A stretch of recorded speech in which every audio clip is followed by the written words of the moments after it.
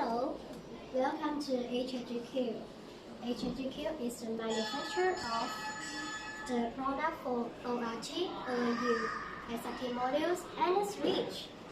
Welcome to our office. And HSGQ has been stayed in this market for more than 16 years.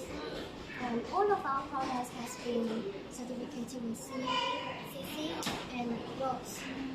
It is open compatibility to all of the products brands such as Cisco, Huawei, IPTV, H3C, and so on. Welcome to get more details with us.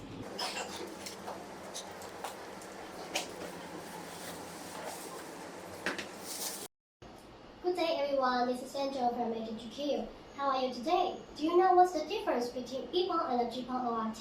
Let me tell you. First, the uplink straight and the downlink straight of epon ORT is 1.25G. On the Gpon ORT, the uplink straight is 1.25G, and the downlink straight is 2.5G. That means the speed rate of Gpon ORT is faster than epon.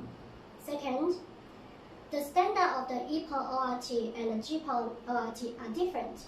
The Gpon ORT is Ethernet port, and the Gpon ORT is Gigabit port.